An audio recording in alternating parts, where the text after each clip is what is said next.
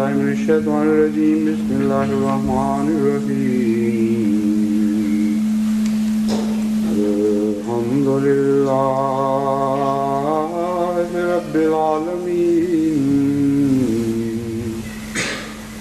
الرحمن الرحيم مالك يوم الدين إياك نعبد وإياك نستعين اهدنا الصراط المستقيم صراط الذين أنعمت عليهم غير المغضوب عليهم ولا الضالين يا أيها الناس اذكروا نعمة الله عليكم هل من خالق غير الله يرزقكم هل من خالق غير الله يرزقكم من السماء والأرض لا إله إلا هو فأنى تؤفكون.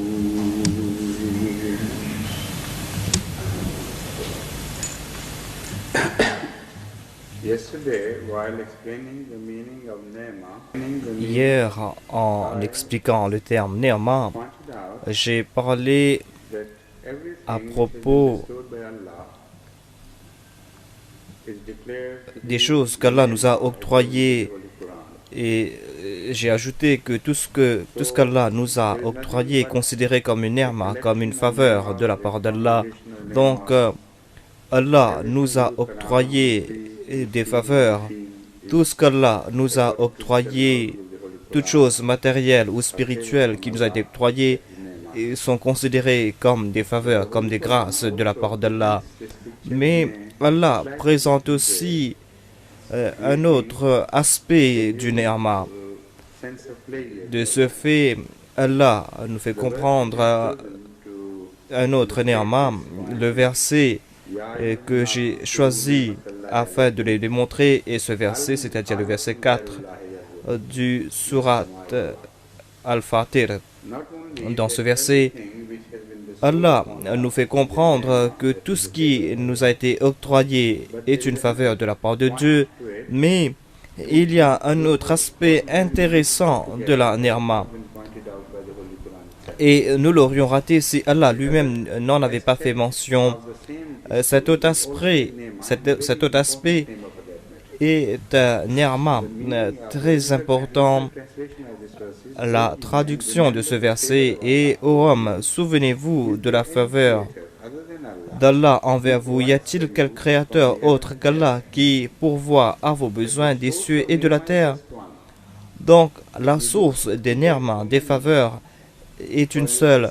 Vous n'avez pas à implorer différents dieux pour ces faveurs. Le fait que Dieu est unique est une grande faveur.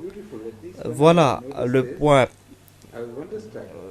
intéressant. Et moi-même, quand j'ai lu ce verset, j'étais étonné comment le Saint-Coran mentionne ces détails infimes, ces subtilités, pour nous faire comprendre les détails de la création. Le Saint-Coran n'oublie rien. Vous n'allez pas voir ce point mentionné dans les autres foi, dans les autres religions. On ne considère pas comme l'unicité de Dieu comme une ni'ma, comme une faveur. Allah déclare: c'est une faveur de ma part, parce que vous n'allez pas devoir courir derrière des dieux imaginaires.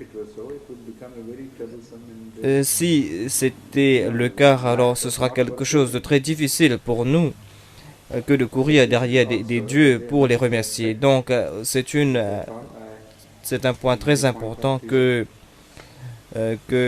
j'ai lu et je voulais le partager avec vous. Ensuite, il y a un autre verset: وَمَا بِكُمْ بِنِعْمَةٍ فَمِنَ اللَّهِ. Tout ce que vous possédez est une grâce de la part d'Allah.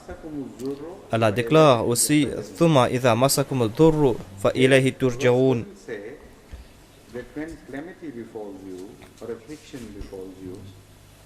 Ici, cela ne veut pas dire que quand un malheur vous frappe, cela n'est pas une faveur. Il y a un aspect très important dans ce verset. Allah déclare que tout ce qui vient de bon de la part de Dieu est une grâce. Mais vous détournez ces ni'mas en les utilisant à mauvais escient.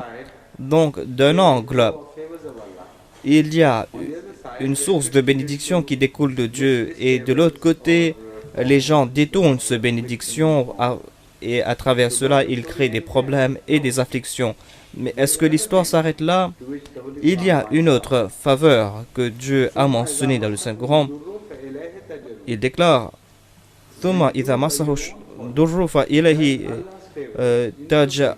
quand vous transformez les bénédictions de Dieu en affliction, vous vous tournez vers lui afin qu'il puisse remédier à la situation et afin qu'il puisse transformer vos malheurs en bénédictions. Donc, la bataille n'est pas perdue. Il y a quand même une échappatoire. Quand vous détournez les faveurs de Dieu, Allah est toujours gracieux et miséricordieux, et il va corriger cette erreur de votre part, et il va retourner cette faveur. Il va vous retourner cette faveur de nouveau. Mais des fois, il y a des limites. Une fois que vous avez dépassé les bornes, il n'y a plus machine arrière. On ne peut plus faire machine arrière. Quand Allah a pris la décision, vous ne pourrez plus rien arrêter. Vous ne pourrez plus rien faire. Et Allah déclare dans ce verset, vous devez tout le temps, vous dépendez tout le temps des grâces de Dieu, mais vous devez aussi prendre des précautions afin de ne pas pousser trop loin le bouchon. Vous ne devez pas considérer ces faveurs comme des choses naturelles, sinon vous allez commettre des erreurs et vous ne pourrez plus faire machine arrière.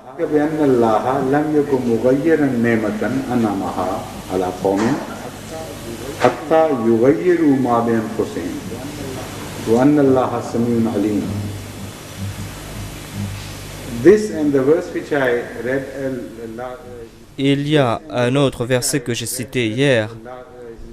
Ces deux versets font un couple sur le même sujet, et vous devez comprendre tout le sujet à la lumière de ces deux versets. Allah déclare que un malheur vous attend quand vous transformez les faveurs d'Allah en malédiction. Allah déclare, c'est parce qu'Allah ne change jamais une grâce lorsqu'il a accordé à un peuple avant que ce peuple n'ait changé l'état de son âme. C'est quelque chose d'évident, dit sa sainteté. Quelqu'un qui a accordé ses faveurs, quelqu'un qui a accordé ses grâces, cette personne, si cette personne est de bonne nature, il ne va pas reprendre ses grâces ou ses cadeaux qu'il a accordés à un autre. Et ce sera là le signe d'une grande bassesse que de reprendre quelque chose qu'on a accordé, qu'on donne un cadeau à quelqu'un pour reprendre le cadeau. C'est pour cette raison que le saint prophète Mohammed, paix soit sur lui, a déclaré ou qu'il a condamné sévèrement la personne qui donne un cadeau pour le reprendre. Et comme je vous ai dit, toutes ces instructions sont basées sur le Saint-Coran. Et on voit de telles instructions dans le Saint-Coran par rapport aux femmes, par exemple, quand vous leur avez accordé leur dot. Et si vous vous divorcez de ces femmes, vous ne devez pas prendre la dot que vous leur avez accordée. Vous leur avez déjà donné la dot, alors vous n'avez pas le droit de reprendre la dot. Donc le Saint-Coran nous enseigne la magnanimité. Comment donc est-il possible qu'Allah reprend une grâce quand il nous l'a accordée? Mais une fois qu'Allah a démontré sa grâce en faveur de quelqu'un, il ne va pas reprendre cette grâce. Yet we see that the favors are taken. Il y a des changements dans le monde et tous ces changements ont démontré qu'il y avait des personnes qui étaient choisies, il y avait des personnes qui étaient récipiendaires des bénédictions divines. Mais ces personnes se sont ruinées et Allah a repris ses faveurs. Vous ne voyez que des ruines, les ruines de ces faveurs. Vous ne voyez plus ces faveurs parmi ces personnes. Donc, quel est le principe en jeu? Allah déclare, Allah ne change jamais une grâce lorsqu'il l'a accordée à un peuple avant que ce peuple n'ait changé l'état de son âme. Until they themselves change them. But you know the most Le point le plus important ici important point est noted here is this. que ni ici ni ailleurs, Allah déclare que vous changez mes faveurs, mes grâces en affliction. Mais Allah déclare, Yurayyiru ma bi anfusihim. Yughayyiru ma bi anfusihim. Tant que ce peuple n'ait changé son état. Until they change what is within them. Pourquoi est-ce qu'Allah n'a pas dit qu'il transforme ses grâces en malédiction? His favors Pourquoi est-ce qu'il n'a pas dit qu'il change la grâce quand les gens transforment sa grâce en malédiction? forward statement. Il y a une toute petite bifurcation ici. Jamais il n'a été dit dans le Saint-Coran Nowhere it is said que Allah transforme ses faveurs tant que les gens transforment les faveurs de Dieu. Mais Allah déclare que Allah transforme ses faveurs quand les gens transforment ce qu'il y a à l'intérieur d'eux. Il y a ici un message très important pour nous. Et Allah déclare, Inna Allah Sami'ul Alim. Allah est celui qui entend tout, il est omniscient. God is all hearing and all knowing. Quand le terme Sami est utilisé dans le Saint-Coran, cela crée de l'espoir It always creates pour la rédemption. Allah est Sami, c'est-à-dire qu'il entend tout dans le sens qu'il est toujours pardonnant. Et il déclare que si vous m'appelez, je vais vous écouter. Donc il y a toujours une fenêtre d'espoir qui est ouverte. Mais dans l'autre verset que je vais citer, là-bas on va voir que la fenêtre est fermée. Là-bas cela concerne des criminels endurcis, mais ce verset-ci ne concerne pas de criminels endurcis. Hatta yurayyiru ma bi anfusihim veut dire que c'est l'attitude envers ses faveurs qui détermine la question. Il y a quelque chose qui ne tourne pas rond dans votre attitude. Il y a quelque chose qui ne tourne pas rond dans votre intention. Et vous voulez changer les faveurs de Dieu. Et c'est pour cette raison que la question réside sur les changements internes. Les sources de faveur seront des faveurs, mais ce sont vos intentions qui changent.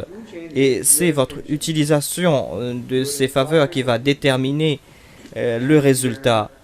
Quand vous êtes tordu de l'intérieur, Allah vous prive de ces bénédictions et ces bénédictions se transforment en malheur. The second verse which I mentioned deals with the more hardened criminals. Donc le deuxième verset concerne des fiefs criminels. لا يغير ما بقوم حتى يغيروا ما بأنفسهم وإذا أراد الله بقوم سوءا فلا مرد له وما لهم من دونه من وال. Here no Ici, il n'y a plus de fenêtre de rédemption, il n'y a plus d'échappatoire. Une fois qu'Allah a décidé quelque chose en faveur de quelqu'un, quand il a déclaré qu'un peuple s'est détourné complètement et qu'ils ne pourront plus faire machine arrière, dans ce cas, Allah décide qu'à partir de maintenant, ces personnes ne retourneront plus. Ils seront punis sévèrement par Dieu. Une fois que Dieu a pris cette décision, il n'y a plus de rédemption pour ce peuple qui a traité les faveurs de Dieu à la légère. Ces personnes se sont moquées des faveurs divines. Et ensuite, au lieu de retourner en arrière, ils se sont rebellés ouvertement et ils se sont moqués, ils ont méprisé les faveurs divines. Dans de tels cas, Allah décide qu'à partir de maintenant, ce peuple n'a plus le droit d'exister et il va les annihiler complètement. Une fois qu'Allah ait pris cette décision, personne ne peut l'arrêter.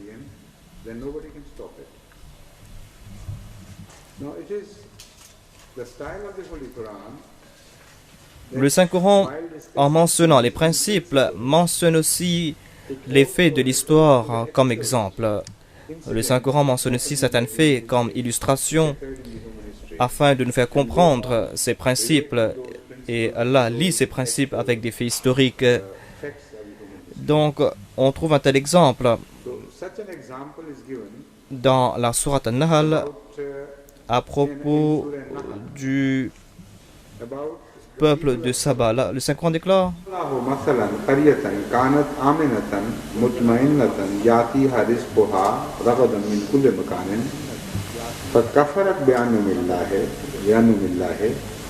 فأذاقها الله لباس الجوع والخوف بما كانوا يصنعون ولقد جاءهم رسول منهم فكذبوه فأخذهم العذاب وهم ظالمون وكلوا مما رزقكم الله حلالا طيبا واشكروا نعمة الله إن كنتم إياه تعبدون. That is C'était les versets 113 à 115 de la sourate An-Nahl, chapitre 16. Et Allah propose la parabole d'une ville qui jouissait de la sécurité et de la paix. Ses provisions lui parvenaient abondamment de toutes parts, mais elle nia les faveurs d'Allah. Aussi, Allah fit goûter à ses habitants une existence enveloppée de famine et de frayeur, en conséquence de ce qu'ils avaient l'habitude de faire. Ici, évidemment, les traducteurs ont eu certaines difficultés pour traduire le terme libas al-jur' wal khawf. Donc, ces paroles sont dans le verset 113. فَأَذَاقَهَا اللَّهُ لِبَاسَ الْجُوعِ وَالْخَوْفِ بِمَا كَانُوا يَصْنَعُونَ. Allah fit goûter à ses habitants une existence enveloppée de famine et de frayeur, en conséquence de ce qu'ils avaient l'habitude de faire. Donc il y a certaines difficultés parce qu'on ne peut pas goûter un vêtement, mais le traducteur oublie que la faim a un goût. On peut goûter la faim. La faim a un goût parce que la faim est liée avec de la nourriture. Donc, au lieu de dire « Azaqahu Allahu jura », le Saint-Coran déclare « Fa azaqaha Allahu libas al-ju'i ». Allah a fait goûter à cette ville ou à ses habitants, Allah les a fait goûter le vêtement de la faim. Le vêtement de la faim et de la peur. Le vêtement indique quelque chose qui vous enveloppe de toutes parts, quelque chose qui vous couvre. Et le vêtement aussi indique aussi la situation ou le statut d'une personne. Donc, on peut, à travers le vêtement, savoir si cette personne vit dans l'aisance ou si cette personne est une personne qui vit dans la misère. Mais on ne peut pas démontrer ou indiquer le goût. Si vous avez un mauvais goût dans la bouche, c'est votre expérience propre. Vous ne pouvez pas le démontrer aux autres. Mais si vous portez un vêtement, ce vêtement est une indication. Vous êtes en train de souffrir et les autres aussi savent que vous êtes en train de souffrir. Donc, c'est une situation extrême qui a été décrite dans le Saint-Coran. Donc, ils ne souffraient pas d'une faim ordinaire ou d'une frayeur ordinaire. Leur style de vie était celle était une indication. Tout le monde savait que ces personnes souffraient. Et c'était quelque chose d'évident. Donc, leur souffrance était une indication pour les autres. Voilà le message que nous donne ce verset en mentionnant le terme libas. Au lieu de dire Adhaqahallahu al-ju'a, Allah a ajouté le terme libas, le terme vêtement. Ensuite, si elle avait dit Adhaqahallahu al-ju'a, cela pourrait signifier une fin transitoire comme une famine transitoire, une famine qui n'est pas permanente. Mais libas al-ju'a nous fait comprendre que cela devient un trait permanent. Cela veut dire que ces personnes souffrent de la faim en permanence. Leur faim ou leur famine n'était pas une phase transitoire, mais ils faisaient face à cette famine de façon permanente et ils ne pouvaient pas en sortir. Donc quand Allah décide de punir un peuple à cause de leur ingratitude, en conséquence de leur ingratitude, voilà les afflictions. Ces personnes souffrent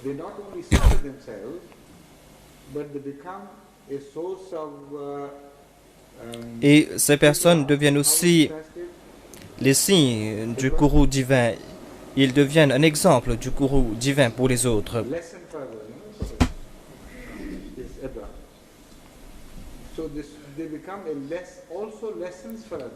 Donc c'est un point très important pour nous ici. Allah ne prend pas de plaisir en faisant souffrir les autres, à moins que cela ait un but spécifique. Le but spécifique ici, c'est pour que nous puissions en tirer des leçons, nous. Et la raison pourquoi ils ont été soumis à cette humiliation n'est pas parce qu'ils ont rejeté les faveurs ordinaires. C'est pas parce qu'ils ont rejeté les faveurs matérielles de Dieu, mais le verset suivant nous explique pourquoi ces personnes ont souffert.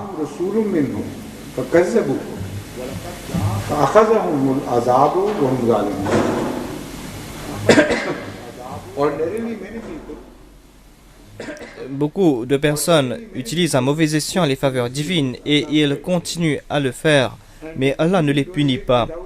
Mais quand on couple cette situation avec le rejet de la plus grande grâce qu'Allah peut accorder à un peuple, c'est-à-dire un prophète, donc quand ils rejettent ce prophète et quand ils sont ingrats envers Dieu et quand ils sont hostiles envers ce prophète, quand ils traitent cruellement ses suivants, voilà ce qui se passe.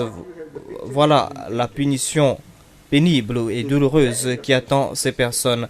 Cela résout aussi ce problème des personnes ordinaires qui ont des faveurs divines.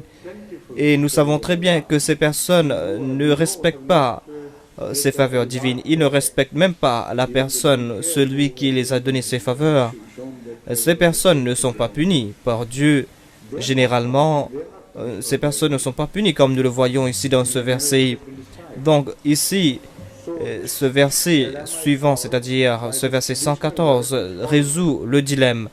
Allah nous fait comprendre qu'en ce qui concerne la mauvaise conduite ordinaire, Allah peut vous pardonner. Allah ne peut vous pardonner, mais une fois que vous commencez à rejeter les faveurs divines, les faveurs spirituelles, alors il n'y aura plus de machine arrière. Ces personnes seront punies et punies sévèrement par Dieu.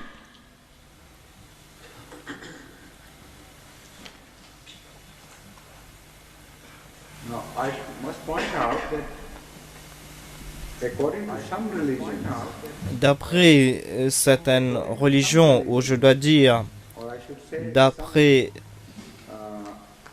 certains soi-disant érudits, la loi qui a été révélée à un peuple est une malédiction. Voilà ce que certains soi-disant apôtres, voilà le point de vue de certains soi-disant apôtres de Jésus-Christ. Ils déclarent que la loi est une malédiction et ils disent que la loi est une malédiction afin qu'on puisse considérer Jésus-Christ comme le Rédempteur, celui qui a sauvé toute l'humanité. Ils considèrent le judaïsme comme une religion pleine d'interdictions. Ils se sentent enchaînés par la loi judaïque et à chaque instant, ils se sentent enchaînés et ils disent donc que cette loi est une malédiction de la part de Dieu. Pourquoi faire ceci? Pourquoi faire cela? Ils disent que nous devons être libres. C'est pour cette raison qu'ils considéraient la loi judaïque comme une malédiction. Quand Jésus-Christ est venu, ils ont pensé que maintenant Jésus-Christ les a libérés de cette loi en affinant le domaine des interdictions et des conseils. Il y a par exemple le Sermon du Mont. Il y avait quelques instructions qui ont été données. Ils disent que c'est cela la loi du christianisme. Et d'après eux, Jésus-Christ s'est débarrassé des lois judaïques. Ce n'est pas complètement faux, dit sa sainteté. Il y a une certaine vérité dans leur déclaration. Et c'est vrai que d'autres ont exagéré cette vérité et ils ont détourné cette vérité. Le Saint-Coran nous fait comprendre que Jésus-Christ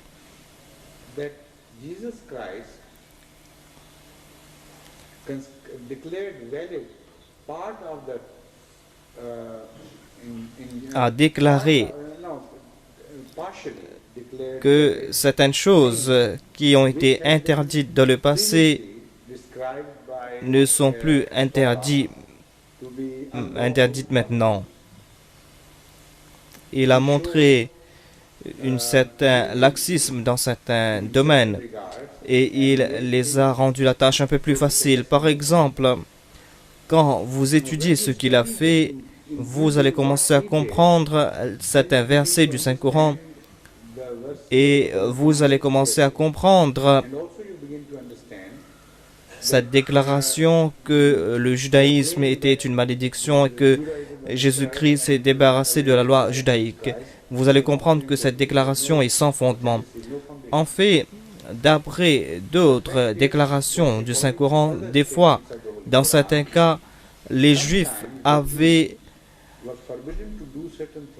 n'avaient pas le droit d'accomplir certains actes. Dieu interdisait les Juifs certaines actions et c'était des actions sélectives. Ces injonctions ne faisaient pas partie des enseignements fondamentaux des Juifs. Le Saint-Coran nous déclare que, par exemple, ils n'avaient pas le droit d'utiliser le levain. Il y avait aussi d'autres choses minimes que les Juifs n'avaient pas le droit de faire. Et, par exemple, les Juifs n'avaient pas le droit d'aller à la pêche au jour du sabbat. Donc, c'était des enseignements secondaires. À part ces enseignements secondaires plutôt ne faisaient pas partie des enseignements fondamentaux de la Bible. D'après le Saint-Coran, ces injonctions ont été révélées plus tard afin de punir les Juifs parce que certains Juifs prenaient pas mal de liberté concernant les enseignements de la Bible. Donc, afin de les forcer, Dieu a révélé certaines lois. Quand Jésus-Christ est venu, il les a allégés de ces fardeaux et il a donné une certaine amnistie concernant certains enseignements. Il a déclaré que celui qui acceptera le Christ va devoir suivre les enseignements fondamentaux de la Bible. Il sera libéré des enseignements secondaires qui ont été inclus plus tard. mais cette personne va devoir suivre les enseignements fondamentaux de la loi judaïque. Voilà ce que nous fait comprendre le Saint-Coran à propos de ce sujet. Voilà ce que le Saint-Coran nous fait comprendre à propos de l'enseignement de Jésus-Christ. Mais certains de ses suivants n'ont pas compris cela et ils ont cru que Jésus-Christ les a libérés de la loi judaïque complètement et que les enseignements de la Bible ne servent plus à rien et qu'ils sont libres totalement. Cela est impossible. Dieu ne peut envoyer un prophète qui vient abroger complètement la loi et qui les donne une liberté totale. On peut donner l'exemple d'un État pour faire comprendre que signifie la légalité, que signifie l'illégalité. La loi n'est pas une malédiction. La loi est un moyen pour protéger les biens et les vies des innocents contre des usurpateurs. La loi est une garantie. Voilà ce que signifie la loi. Voilà l'esprit même de la loi. Donc, une situation d'illégalité ou d'anarchie n'est pas une bénédiction de la part de Dieu. Quand l'anarchie se répand dans un pays, il y a des troubles, cela devient une malédiction pour le peuple. Vous ne pouvez pas qualifier cette anarchie de bénédiction. Donc Allah n'a pu permettre un état d'anarchie dans le monde spirituel et Allah n'a pu qualifier cet état d'anarchie de bénédiction. Lawlessness is not a curse. Initially, fundamentally, in spirit, la loi, en fait, est une bénédiction de la part de Dieu, mais quand est-ce que cette loi devient lourde à suivre? Cela se passe quand il y a des fauteurs de troubles qui ne s'arrêtent pas. Il y a ces personnes qui ne font que créer des problèmes pour les autres. Et pour ces personnes, on doit prendre des mesures draconiennes temporaires. Et quand ces personnes se réforment, quand la situation change, on peut enlever ces mesures draconiennes. Vous pouvez voir cela dans l'histoire de la colonisation. Là où se trouvaient les puissances coloniales, dans certains cas, il y avait des tribus endurcies, des personnes qui ne voulaient pas suivre des règles ou des lois. Et tout le temps, ils violaient les règles et ils ne se souciaient guère de la loi. C'est pour cette raison que les puissances coloniales imposaient des lois draconiennes afin que ces gens ne puissent plus se soustraire à certaines règles. Des fois, par exemple, pour protéger une seule loi, on a dû inventer tout un arsenal répressif autour de cette loi. Hadrat Mian Bashir Ahmad Sahib a mentionné un incident de ce genre à Sargodha. C'était durant le British Raj, durant le règne de l'Empire britannique en Inde. Il a déclaré qu'il y avait un colonel britannique qui avait pas mal de difficultés concernant le brigandage. Les brigands s'attaquaient à tout, s'attaquaient aux biens de l'État, aux biens des gens. Et à chaque fois, ils prenaient des mesures draconiennes. Et au lieu d'accorder le bénéfice du doute aux criminels, il accordait le bénéfice du doute à la loi. C'est-à-dire qu'il arrêtait toute personne qui était soupçonnée. On arrêtait ces personnes et on les punissait, même si on avait le moindre soupçon contre ces personnes. Mais ces personnes ne s'arrêtaient pas.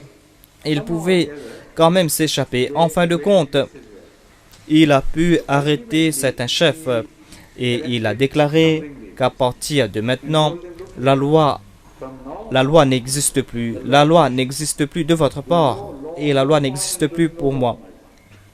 Donc faites ce que vous voulez faire. tant que je suis ici, pour moi, il n'y a plus de loi parce que la loi n'existe pas pour vous. Donc, je vais punir celui que je veux. Donc, des fois, voilà la situation. Et cela se passe aussi dans le monde religieux. Les lois sont créées non pas comme une malédiction, mais comme une bénédiction. Mais il y a des criminels endurcis qui violent ces règles. Et c'est pour cette raison que Dieu prend des mesures draconiennes afin que le crime ne se répand pas. Mais quand les gens ignorent ces mesures, quand la punition descend du ciel, la loi ne sert à rien. Dieu va décider que ce peuple doit détruire. Et vous voyez des destructions totales, vous voyez Sodome et Gomorrhe, vous voyez des guerres mondiales. Ce sont là les situations d'anarchie. Et dans ces états, dans cette situation, Allah va déclarer que vous allez vous punir vous-même. Il n'y aura personne pour vous protéger de la colère divine. Il n'y aura personne pour vous accorder le salut dans de telles situations. Allah déclare « Inna Allaha shadidul iqab » Une fois que vous avez rejeté les faveurs divines en changeant ce qui est à l'intérieur de vous, vous ne pourrez plus rien faire. Dans un autre endroit, le Ni'mat Allah a été mentionné dans les deux versets que j'ai cités.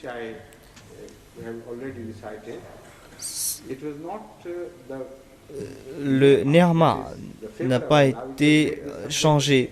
Ce qui était à l'intérieur d'eux a changé et ils ont été punis. Mais dans ce verset-ci, Allah mentionne une autre situation.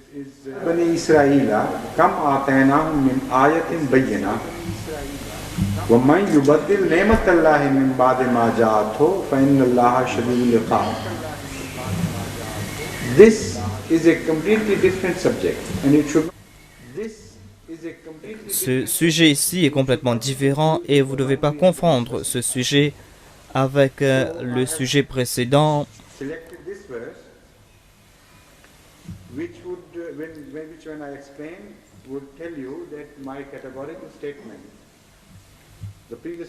Et en ce qui concerne la ni'ma, c'est-à-dire la faveur divine, cette faveur ne change pas, ce sont les gens qui changent. Et c'est là qu'Allah punit ces personnes.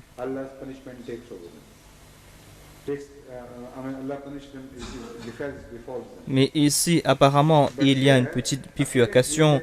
Le Saint-Coran déclare « Demandez aux enfants d'Israël combien de signes manifestes nous leur avons donné. » Demandez aux enfants d'Israël combien de signes manifestes nous leur avons donné. Mais quiconque change le cadeau d'Allah après l'avoir reçu, alors sûrement Allah est sévère en punition. Ici, cette faveur divine sont les versets. Ici, le terme ayah n'est pas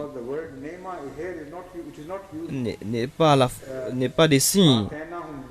Ici, c'est ayah, sont les versets. Et quiconque change le cadeau d'Allah ou les signes d'Allah après l'avoir reçu, alors seulement Allah est sévère en punition. Une fois qu'Allah a révélé une religion et que ces personnes commencent à interpeller ce message, et quand ils commencent à changer le livre, ces personnes apportent ces changements. Vous pouvez voir des choses différentes du message originel. Ici, au lieu de dire ma bi anfusihim, Allah déclare que dans certains cas, en ce qui concerne le message de Dieu, vous allez voir des changements qui ont été apportés par des gens, et vous allez voir des versions déformées du message. Dans de tels cas, Inna Allaha shadidul iqab.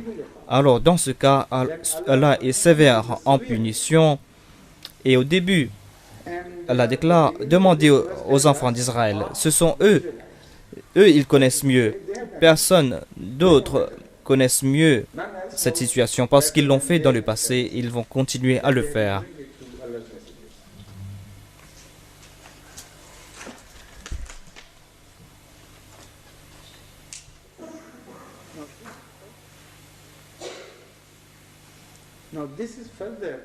Et Allah a déclaré que quand il transforme cette faveur, il change le message de Dieu et leur foi se transforme en rébellion, leur foi se transforme dans le rejet des prophètes. Allah nous déclare de la sourate Ibrahim, Alam tara ila alladhina badalu ni'matallahi kufran. Allah déclare, ne vois-tu pas ceux qui ont changé les grâces d'Allah en ingratitude et qui ont fait atterrir leur peuple dans la demeure de la perdition. Ici, on ne peut pas traduire le terme kufr par ingratitude. Ici, par ni'ma, cela veut dire le prophétat. Et cela, le prophétat ou le message ne se transforme pas en ingratitude, mais dans le rejet. Donc ici, on doit traduire le terme kufr par rejet, le rejet du message de Dieu. Ici, ni'ma veut dire rejeter ce message de Dieu ou rejeter le prophète. Donc, quand les gens vont aussi loin que de changer le message de Dieu, dans de telles situations, ils transforment la foi en kufr, ils transforment la foi en mécréance et tout le message est détruit, tout le message est détourné. C'est le plus grand crime qu'on peut commettre par rapport aux faveurs divines. C'est pour cette raison qu'Allah déclare.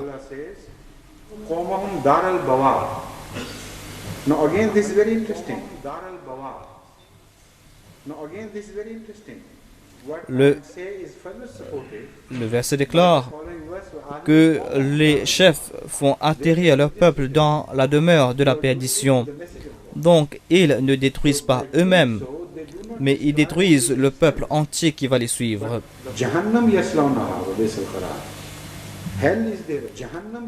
C'est-à-dire l'enfer. Ils y brûleront. Et c'est là un mauvais lieu de repos.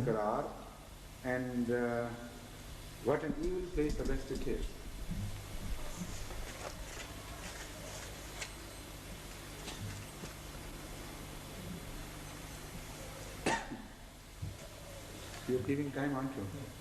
Include this aspect. There, but maybe include this aspect there, but maybe you will let her see. À propos de cette ni'ma, à propos de cette faveur, when you come to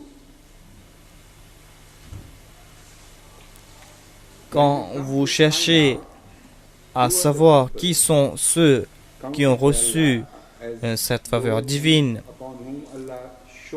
vous tombez sur ce verset de la sourate An-Nisa qui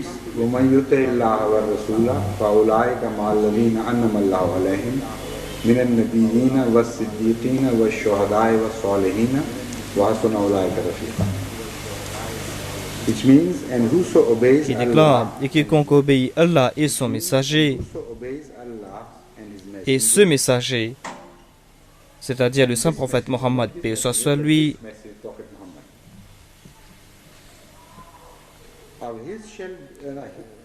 quiconque obéit Allah et ce messager, c'est-à-dire le saint prophète Mohammed, paix soit sur lui, il sera du nombre de ceux qui ont reçu les bénédictions divines, c'est-à-dire les prophètes, les véridiques, les martyrs et les justes. Et c'est là une compagnie excellente. Quand nous lisons à propos des faveurs divines ailleurs, nous arrivons à la conclusion évidente que tous ceux ou toute chose qui a été créée est le récipiendaire des faveurs divines. Même le monde inanimé qui n'est pas conscient des grâces divines, ce monde inanimé est récipiendaire de ces grâces divines. Donc cette liste doit être très longue. Mais quand vous arrivez à cette liste de ceux qui ont reçu ces faveurs divines, vous voyez que 4 groupes de personnes ont été mentionnés. C'est-à-dire, il y a les prophètes, les siddiqines, les shuhada et les salihin. Ceux qui ont été présentés dans ce verset. Pourquoi est-ce qu'Allah a laissé les autres? J'ai déjà mentionné cela hier parce que la plus grande grâce ou la vraie grâce, c'est la grâce spirituelle. Allah utilise les moyens matériels afin de les pousser vers le monde spirituel. C'est comme si pour les préparer à accepter cette grâce spirituelle. Il y a des grâces innombrables de Dieu et toutes ces grâces innombrables et matérielles de Dieu sont dédiées à ces personnes pieuses. Toutes ces grâces ont été créées pour ces personnes. Et nous avons d'autres évidences à ce propos dans le Saint-Coran. Et l'on comprend que toutes les bonnes choses, en fait, ont été créées pour les gens pieuses, pour ceux qui sont choisis par Dieu. Les autres aussi en profitent. Donc, si vous voulez être parmi ceux pour qui les grâces divines ont été créées, vous devez vous trouver dans ce groupe, dans ces 4 groupes mentionnés. Donc, quiconque ne peut pas être parmi les salihin aux yeux d'Allah, pour la définition d'Allah, alors cette personne est en train d'usurper les faveurs divines et il n'est pas quelqu'un d'apte pour utiliser ces faveurs divines parce que ces faveurs n'ont pas été créées pour lui. Dieu a créé ces faveurs pour 4 groupes de personnes, les nabis, les siddiq, les shahids et les salih. Donc le premier critère pour mériter les faveurs divines est d'être un salih.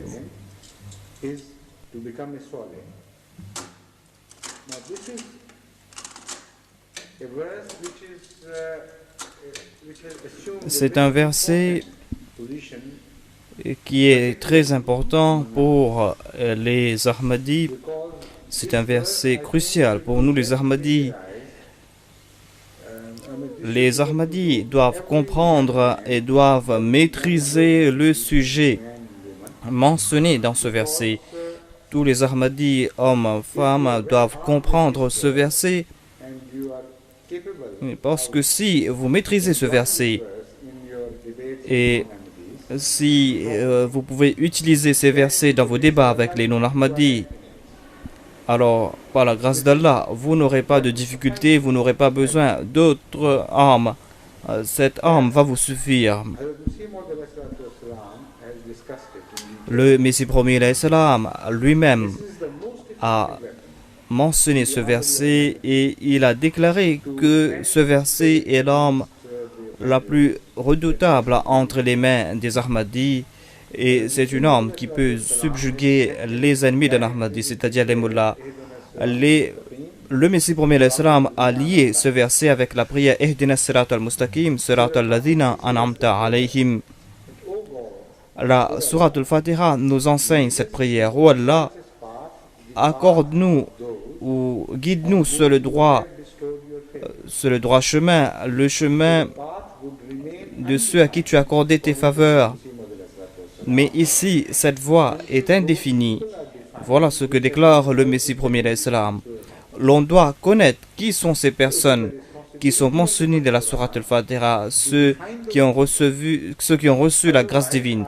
Donc, le Saint-Coran doit nous démontrer qui sont ces personnes. Sinon, nous serions dans l'obscurité. Donc, le Messie premier d'Islam a déclaré que c'est dans ce verset, c'est-à-dire dans le verset 70 de la Sourate An-Nisa, qu'Allah a décrit qui sont ceux qui reçoivent les faveurs. Ce sont tout d'abord les prophètes. Ils sont parmi les siddiq. Le terme siddiq est traduit comme véridique.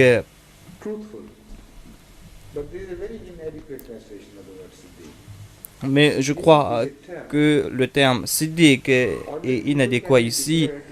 Siddiq veut dire plus que véridique.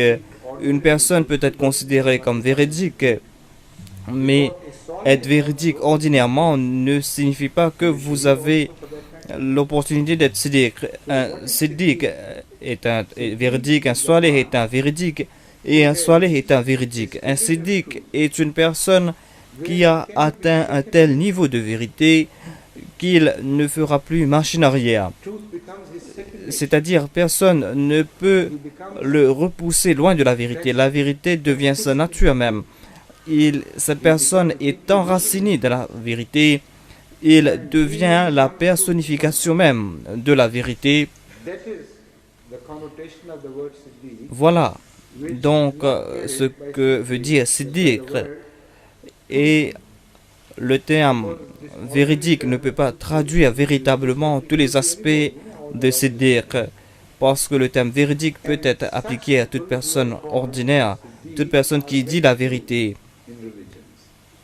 Et il y a très peu de personnes qui sont siddiq dans la religion. En fait, ce terme siddiq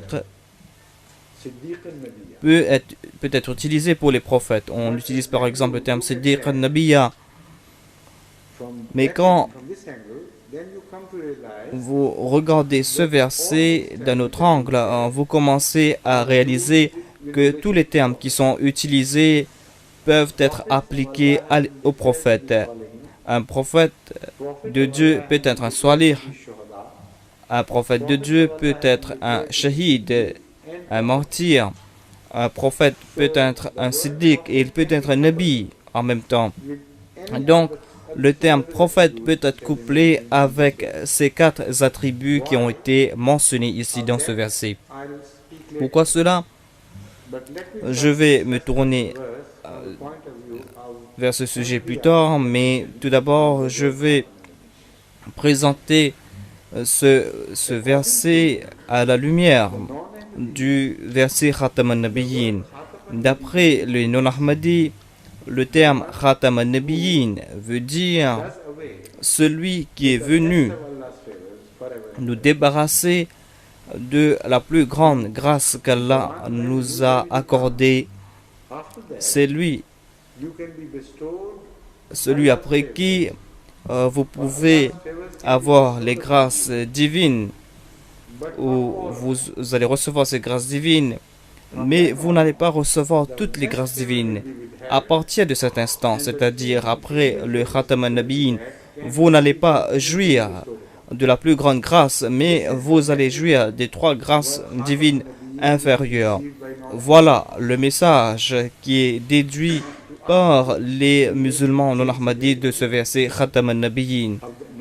Donc, cela dépeint une image très ignoble de la sainteté du saint prophète Mohammed sallallahu alayhi wa sallam, qu'Allah nous en préserve, parce que quand vous comparez cette situation qui va découler après la venue du saint prophète Mohammed, paix soit lui, si vous comparez cette situation avec la situation d'avant la venue du saint prophète, paix soit lui, vous allez comprendre à quel point cette image qui est présentée par les non-ahmadis est horrible. Ils disent qu'avant le saint prophète, paix soit lui, il y a 124 000 prophètes qui sont venus. Et aucun de ces 124 000 prophètes a retenu cette grâce du prophétat de son peuple. Vous pouvez regarder par exemple l'exemple de Moïse. Quand Moïse est décédé, il a laissé ouvert cette porte, c'est-à-dire qu'un de ses suivants peut atteindre le statut de prophète. Quand David est décédé, c'est la même chose qui s'est passé. Quand Salomon est décédé, il a laissé ouverte la porte du prophétat. Voilà ce qui s'est passé depuis le prophète Adam jusqu'au prophète Mohammed, paix soit lui. D'après les musulmans non-ahmadis, quand le Khatam al-Nabiyyin est venu, quand le saint prophète Mohammed, paix soit lui, est venu, il est venu terminer le plus grand honneur qu'Allah peut nous donner. Khatam veut dire celui qui vient terminer, et Nabiyyin, c'est la plus grande grâce qu'Allah peut nous accorder. Donc, ils disent que c'est là un très grand tribut qu'on a payé au saint prophète, paix soit lui. Quand vous regardez cela dans le contexte où le verset Khatam an-Nabiyyin a été utilisé, vous serez horrifié davantage parce que le contexte est Ma kana Muhammadin aba ahadim min rijalikum walakin rasulallahi wa Khatam an-Nabiyyin. C'est-à-dire, les ennemis du saint prophète, paix soit lui, déclarent que le saint prophète décédera sans aucun descendant. Il n'a pas de fils. Donc, dans l'Arabie, on considérait cela comme un très grand déshonneur que de mourir sans descendant ou mourir en laissant derrière que des filles. Il qualifiait cela d'abtar, celui qui n'a pas de descendance. Donc voilà l'allégation qu'on a soulevée contre le saint prophète Mohammed sallallahu alayhi wa sallam, et ce verset de Khatam an-Nabiyyin est en train de réfuter cela. Allah déclare, oui, on est d'accord qu'il n'est pas le père, il n'est pas le père d'homme de votre catégorie.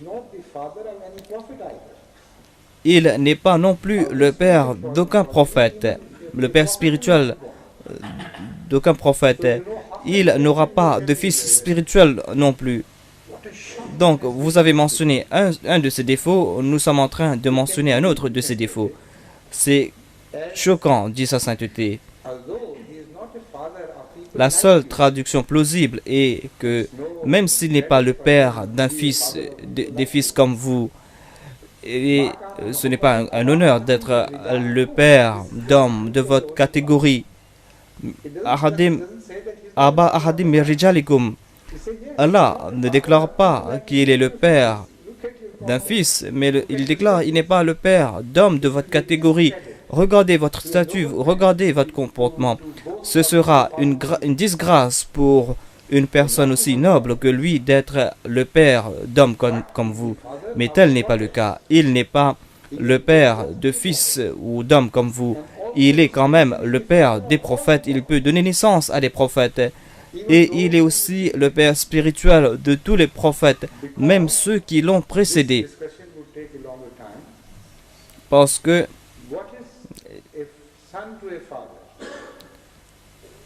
que veut dire être le père d'un fils?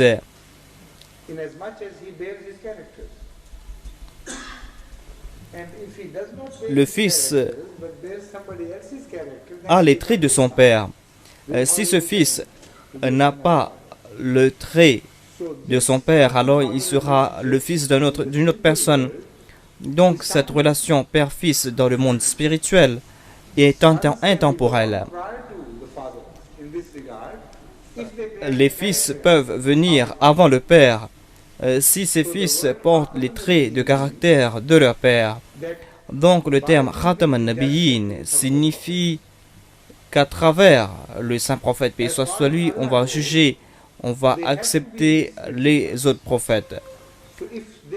En ce qui concerne Dieu, tous ces autres prophètes sont des fils spirituels du saint prophète, paix soit sur lui. Si ces prophètes ont les traits du saint prophète, paix soit sur lui, c'est là qu'on peut déclarer que ces prophètes sont des vrais prophètes, parce qu'ils ont le droit d'être les fils spirituels du saint prophète, paix soit sur lui. Si leurs qualités sont contraires aux qualités du saint prophète, paix soit sur lui, on va devoir qualifier ces prophètes d'imposteurs.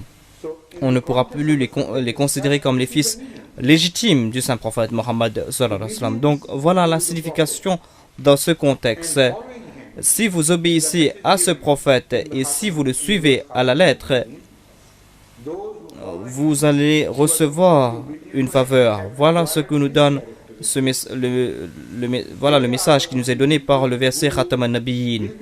Ceux qui le suivent à la lettre, ce seront eux qui seront parmi les choisis, et les meilleurs parmi ces choisis sont les prophètes de Dieu. Donc, l'interprétation de la Jamaat Ahmadiyya est supportée par ce verset de la sourate An-Nisa. وَمَنْ يُطِعِ اللَّهَ وَرَسُولَهُ فَأُولَٰئِكَ مَعَ الَّذِينَ أَنْعَمَ اللَّهُ عَلَيْهِمْ. En ce qui concerne les prophètes antérieurs au saint prophète Mohammed, paix soit lui, le verset Khatam al-Nabiyyin les a déjà sanctifiés. Qu'est-ce qui va se passer après cela? Ce verset-ci, c'est-à-dire le verset 70 de la sourate An-Nisa, continue le sujet. En d'autres mots, il déclare que les autres prophètes étaient des vrais prophètes parce qu'ils avaient une relation ferme avec le saint prophète Mohammed, paix soit lui. Ils étaient ses fils spirituels. En ce qui concerne le futur, les portes vous sont ouvertes avec certaines conditions. À partir de cet instant, la condition est que vous devez obéir à Allah et ce prophète, pas d'autres prophètes, mais ce prophète Mohammed, paix soit lui. Donc, regardez comment le Saint-Coran a choisi ces mots. Le Saint-Coran ne déclare pas que la foi dans d'autres prophètes va suffire, parce qu'ici c'est une question d'obéissance.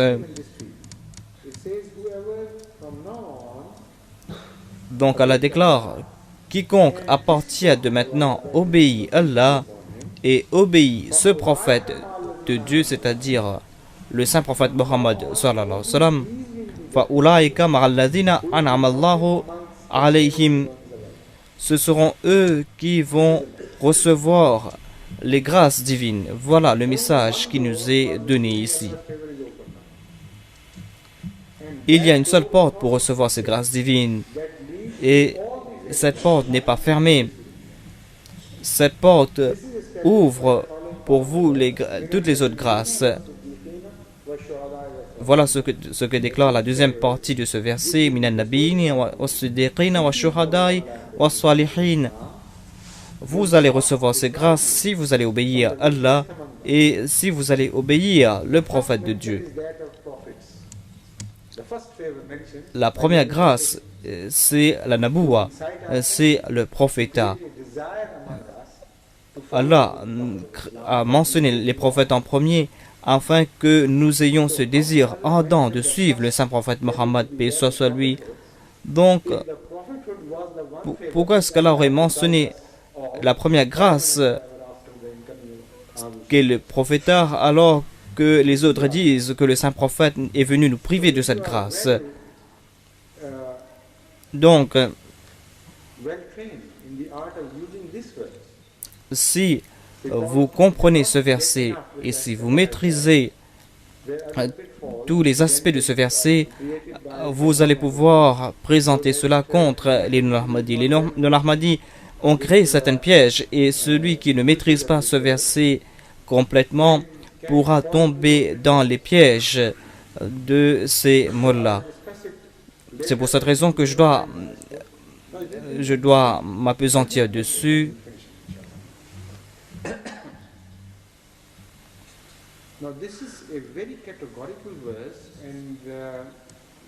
C'est un verset crucial pour les Ahmadis et les mollahs sont complètement désarmés en voyant ce verset. Ils essaient de se soustraire de ce verset, mais ils ne peuvent le faire. Et la preuve à ce propos est que vous devez étudier l'histoire du mouvement Khatm an-Nubuwwat en Inde et au Pakistan. Et vous allez voir qu'ils n'ont jamais cité ce verset, alors que le verset Khatam an-Nabiyyin est cité matin et soir. Mais jamais ils ne citent ce verset. C'est comme si ils ont été charmés par un serpent et qu'ils ne peuvent rien faire. Et c'est pour cette raison qu'ils sont complètement paralysés en voyant ce verset. Si ce verset est en leur faveur, les mollahs auraient dû citer ce verset tout comme ils citent d'autres versets en leur faveur. Mais non, pas ce verset. Si un Ahmadi présente ce verset, il essaye de sortir de cette situation embarrassante en essayant de présenter certaines excuses.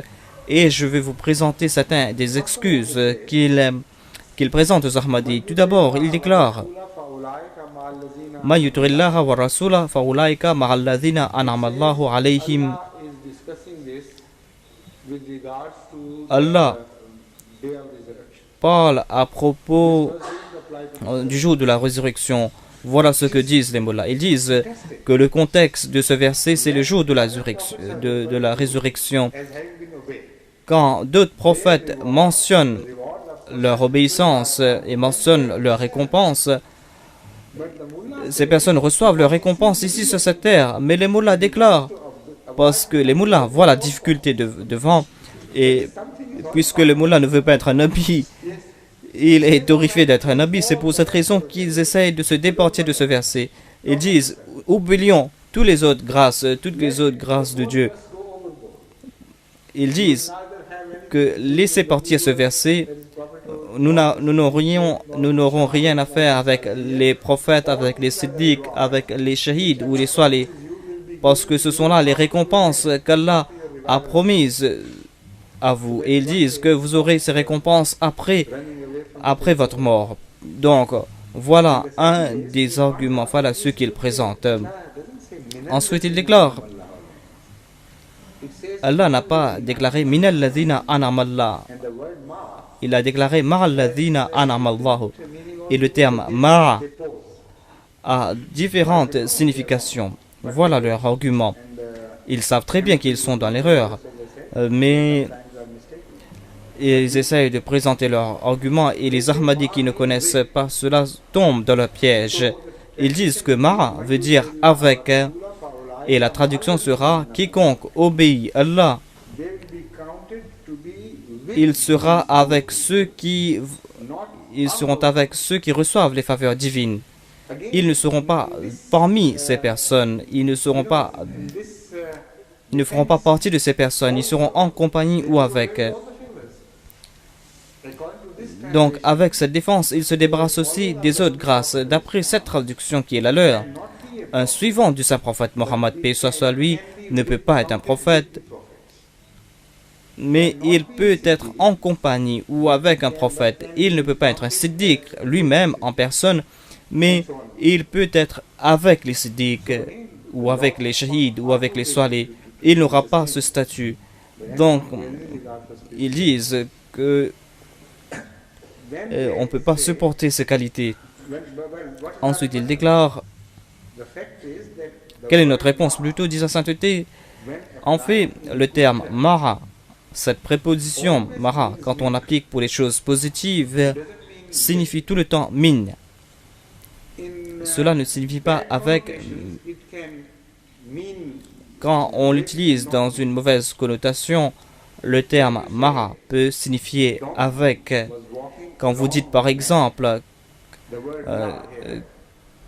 qu'un âne marchait avec un homme, le terme Mara ne peut pas être traduit comme min, parce que ce sera une insulte à l'homme si on considère un âne comme de la catégorie des êtres humains.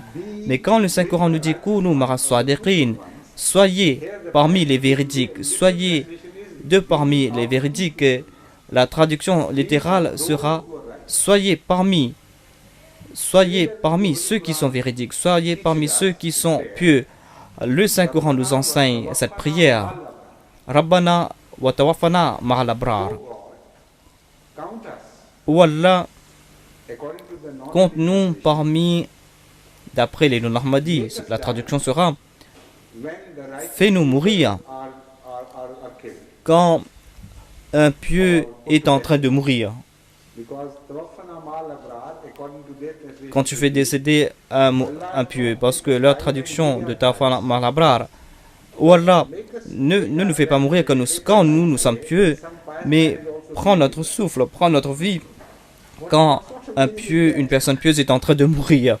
Quelle traduction est-ce? Cela demande sa sainteté. C'est complètement futile, parce que le terme Mara peut être traduit par min, c'est-à-dire deux parmi, et le terme Mara peut être traduit par le terme avec.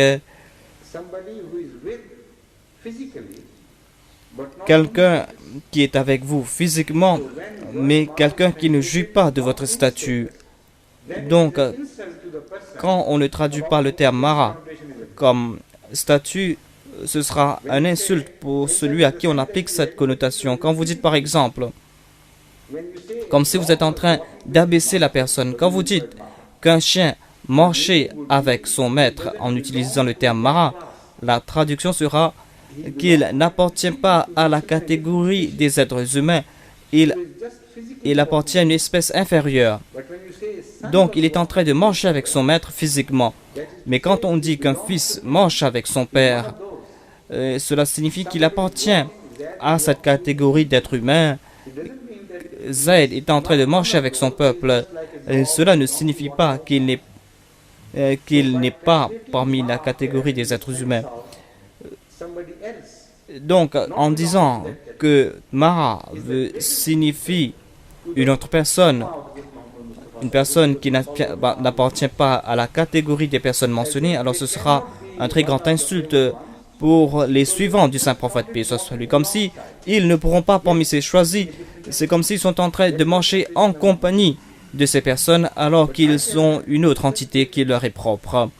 Mais moi, je le déclare, attendez un instant. Le terme Mara a été défini lui-même par ce verset. Quand Allah mentionne ces personnes, Allah ne déclare pas Mahal Nabiyina, mais Allah déclare Mina Nabiyina.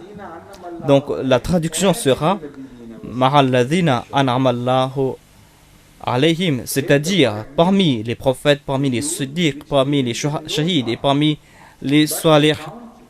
Donc le terme min utilisé ici ne leur laisse pas de choix, c'est-à-dire qu'ils doivent considérer les suivants du saint prophète, paix soit sur lui, comme faisant partie d'une des catégories des quatre groupes de personnes, soit qu'il va appartenir dans la catégorie la plus inférieure, qui est le salihin, mais un musulman doit appartenir à une de ces quatre catégories.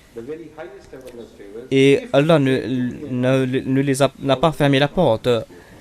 Et un musulman peut atteindre, ou peut-être peut avoir un de ces quatre statuts s'il suit à la perfection le saint prophète Mohammed, paix soit lui.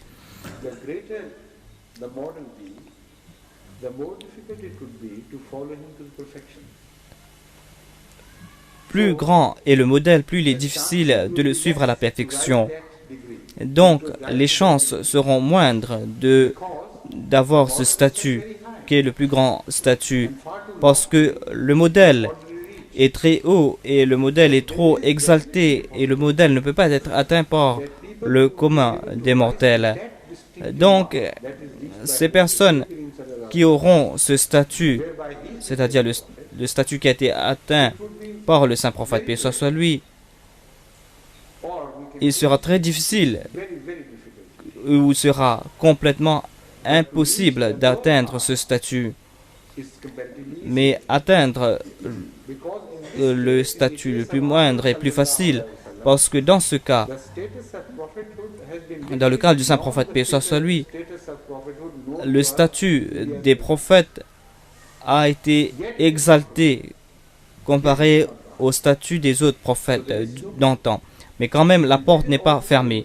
La porte est toujours ouverte pour nous. Et c'est un très grand compliment pour la personne du saint prophète Mohammed sallallahu alayhi wa sallam. Si vous ne pouvez pas dépasser quelqu'un, alors le fait qu'il gagne la course ne signifie rien. Parce que la loi ne vous permet pas de dépasser cette personne dans la course. Vous aurez le compliment quand la course est ouverte, quand n'importe qui peut dépasser l'autre.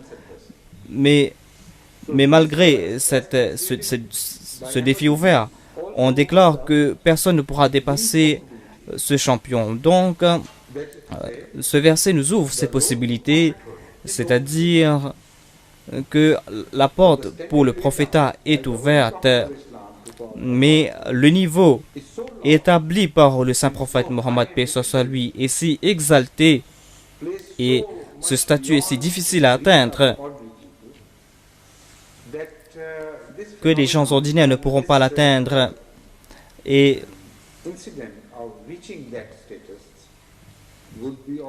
il y a très peu de personnes où ce sera impossible d'atteindre ce statut. Mais cela est aussi possible. Mais je dois mentionner cette possibilité aussi.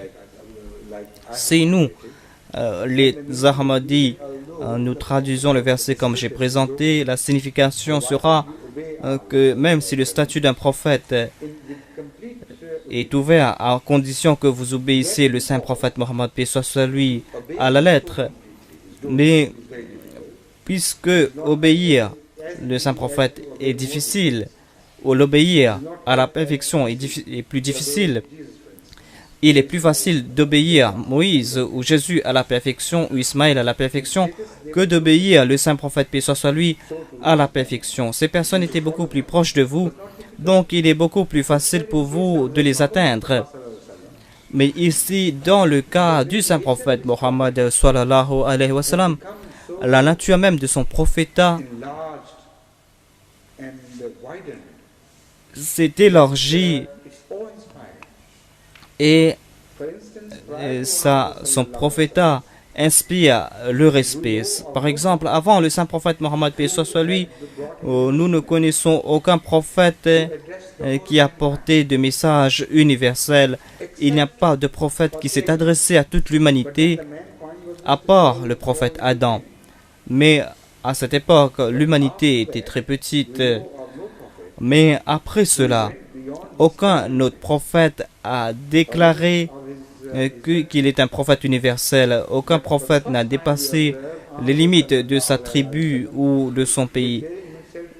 Mais dans le cas du saint prophète, paix soit sur lui, nous voyons qu'il déclare qu'il n'est pas le prophète des Arabes seulement, mais qu'il est le prophète de toute l'humanité. Il déclare, c'est quoi ce verset demande sa sainteté? Qul ya ayyuhan nasu inni rasulullahi ilaykum jami'a. Voilà la déclaration du saint prophète, paix soit sur lui. Et c'est la première fois que nous entendons une déclaration à propos d'un prophète. Cela nous fait comprendre que ce prophète aura des traits, des caractères universels et ce sera donc un prophète intemporel. Et avant lui, aucun prophète était intemporel. Leur prophète était limité dans l'espace et dans le temps. Et le saint prophète, paix soit sur lui, est intemporel et il n'est pas limité aussi dans l'espace. C'est pour cette raison qu'il est difficile d'atteindre ce statut et ce niveau. Cela peut se passer, mais que très rarement. Alors, comment peut-on démontrer que parmi les suivants du saint prophète Mohammed sallallahu alayhi wa sallam, il y aura beaucoup de fils spirituels qui vont au moins atteindre le statut des prophètes antérieurs? Si cela peut être établi, alors nous allons comprendre ce verset et ce verset va élargir l'horizon. Mais cela a été déjà prouvé par le saint prophète Mohammed, paix soit sur lui. Il a indiqué que même s'il y aura dans ma Ummah beaucoup de personnes pieuses, ces personnes n'auront pas le statut des prophètes, mais on ne va pas qualifier ces personnes des prophètes, mais ils auront le statut des prophètes qui sont venus avant moi. Il a déclaré dans un hadith,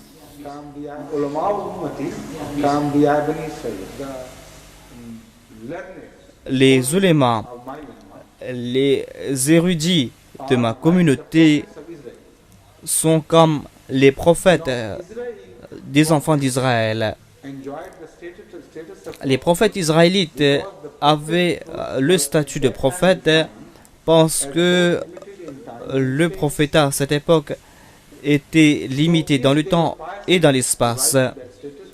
Donc, si ces personnes étaient pieuses pour avoir ce statut, ils auraient été choisis comme prophètes et ils auraient une mission temporaire pour un peuple spécifiques. Mais si après le saint prophète, paix soit sur lui, ses suivants accomplissaient les mêmes tâches, ces personnes n'auraient pas de statut universel. Si ces personnes essayaient d'atteindre le statut des prophètes antérieurs, Dieu n'allait pas les qualifier de prophètes techniquement.